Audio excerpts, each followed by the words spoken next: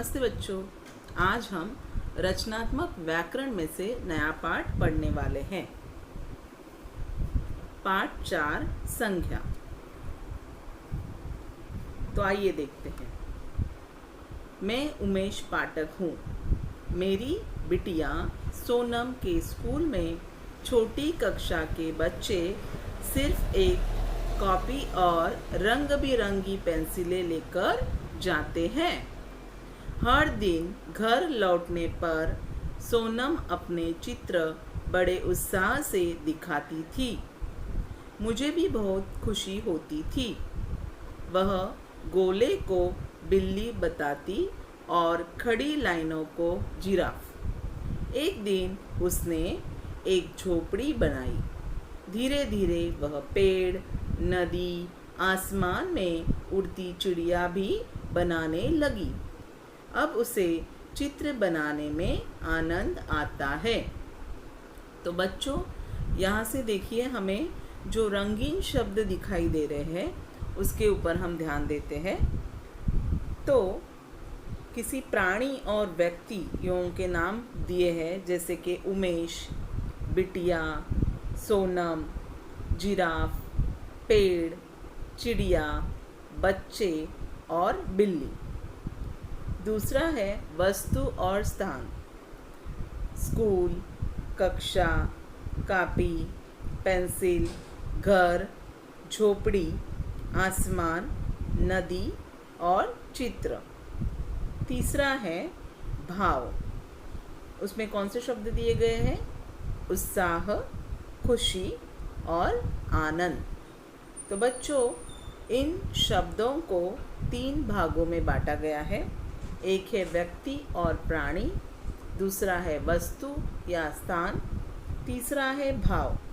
तो किसी व्यक्ति, वस्तु, स्थान, प्राणी या भाव के नाम को संज्ञा कहते हैं। तो आपको ध्यान में रखना है, किसी व्यक्ति, वस्तु, स्थान, प्राणी या नाम या भाव के नाम को संज्ञा कहते हैं।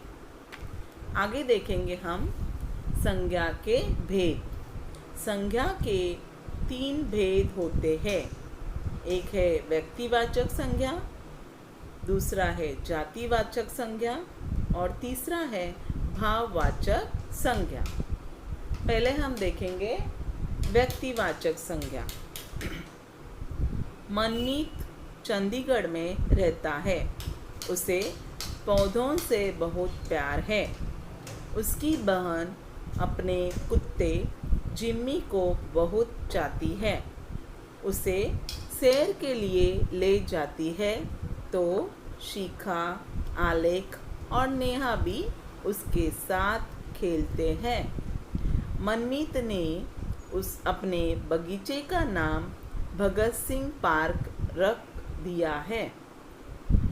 बच्चों, उपयुक्त वाक्य में मनमीत, चंडीगढ़, जिम्मी, शिखा, आलेख, नेहा, भगत सिंह आदि विशेष नामों के बारे में बता रहे हैं।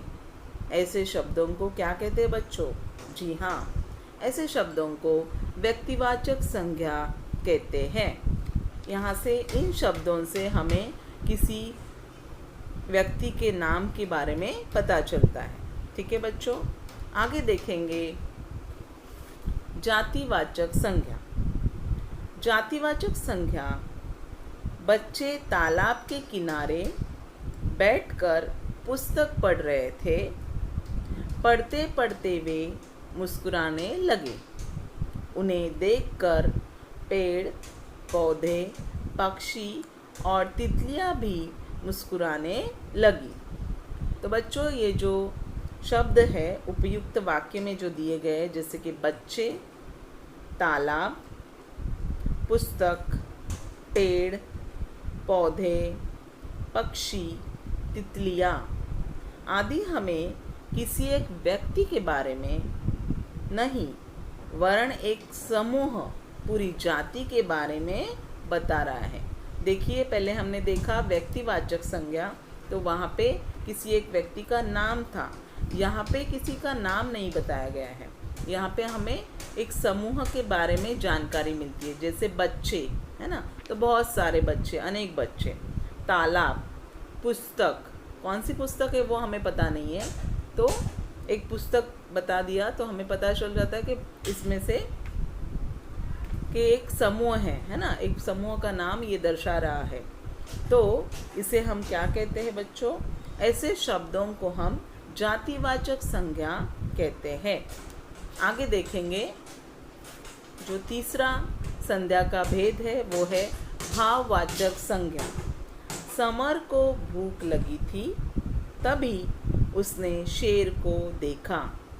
उसे देखकर समर भय से कांपने लगा। उसने देखा शेर के पंजे में कांटा चुभने के कारण खून बह रहा था। शेर दर्द से चीख रहा था। समर ने साहस किया। उसने शेर का पंजा हाथ में लिया और बल लगाकर कांटा निकाल दिया।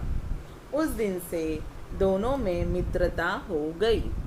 तो बच्चों, उपयुक्त वाक्य में भूख ऐसे शब्द आए हैं, जैसे भूख, भय, दर्द, साहस, बल, मित्रता आदि शब्द हमें गुण, है ना, किसी व्यक्ति में जो गुण होता है उसका गुण, भाव या अवस्था के बारे में बता रहे हैं।